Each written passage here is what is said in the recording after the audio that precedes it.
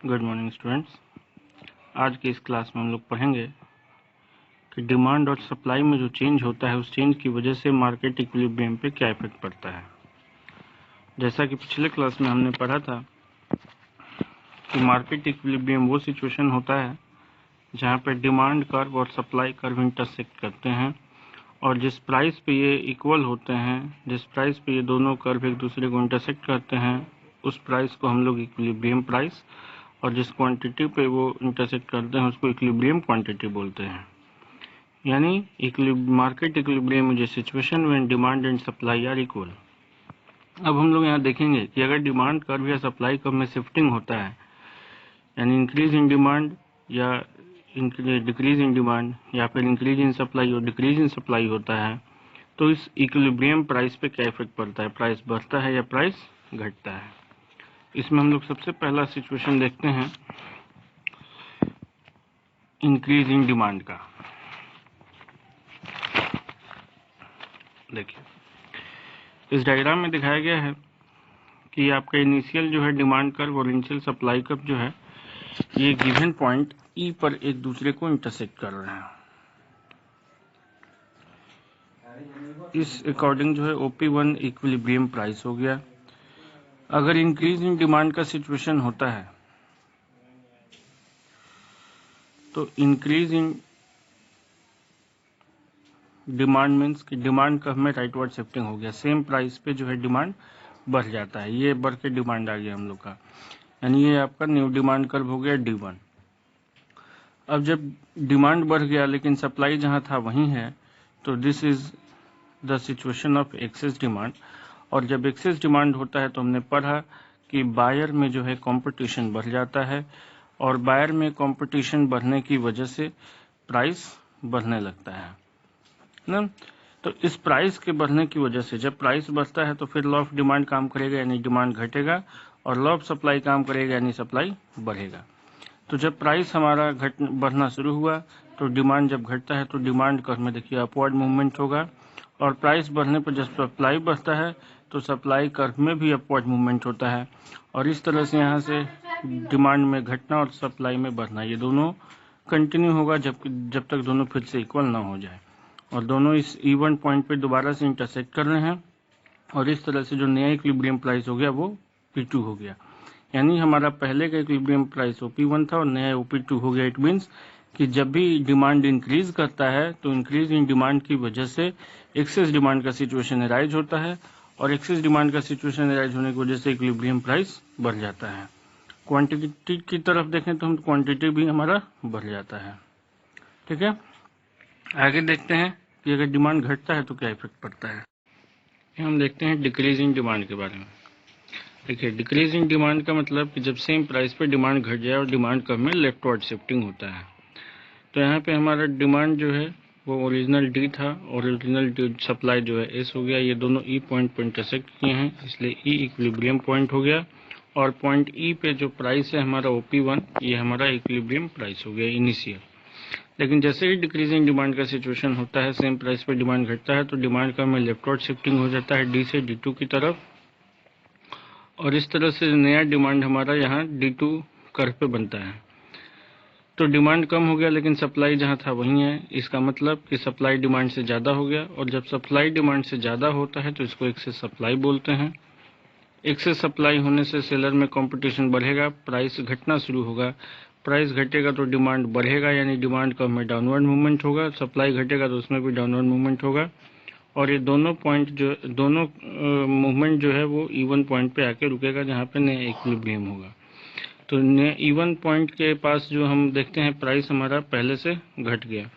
तो इस तरह से हम देखें कि अगर एक्सेस डिमांड होता है यानी इंक्रीज इन डिमांड होता है तो इक्विलिब्रियम प्राइस बढ़ जाता है, अगर डिक्रीज इन डिमांड होता है तो एक्सेस सप्लाई की वजह से इक्विलिब्रियम प्राइस घट जाता है, उसी तरह से इक्विलिब्रियम क्वांटिटी भी हमारा घट जाएगा। आगे हम लोग देखते हैं कि अगर सप्लाई में चेंज होगा तो इक्विलिब्रियम पे क्या इफेक्ट पड़ेगा।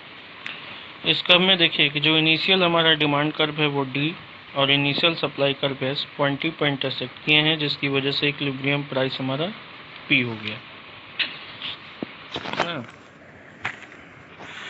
इसके बाद देखते हैं कि जैसे ही सप्लाई इंक्रीज करेगा तो इंक्रीज इन सप्लाई का मतलब कि सेम प्राइस पे, इसी प्राइस पे सप्लाई का बढ़ जाना, और सप्लाई बढ़ के आपका यहाँ पॉइंट पे चला आया।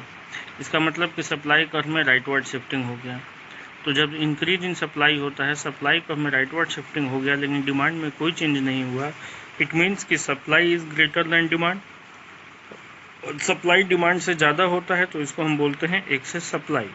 और जैसा कि हमने पहले पढ़ा था कि एक्सेस सप्लाई होगा तो सेलर में कंपटीशन बढ़ने की वजह से प्राइस कम होना शुरू होता है, और जैसे ही प्राइस कम होगा तो लॉ ऑफ डिमांड और लॉ ऑफ सप्लाई काम करना शुरू करेंगे, यानी प्राइस कम होने से डिमांड में एक्सटेंशन होना शुरू होगा और प्राइस कम होने से सप्लाई में कंट्रैक्शन होना शुरू होगा। डिमांड के एक्सटेंशन और सप्लाई के कंट्रैक्शन को दोनों को ग्राफिकली डाउनवर्ड मूवमेंट के थ्रू दिखाते हैं।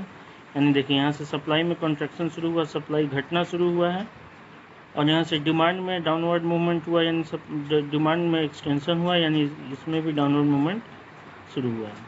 तो इस तरह से ये दोनों में डाउनवर्ड मूवमेंट कंटिन्यू रहेगा, यानी डिमांड का बढ़ना और सप्लाई का घटना ये कंटिन्यू रहेगा जब तक कि दोनों फिर इक्वल ना हो जाए।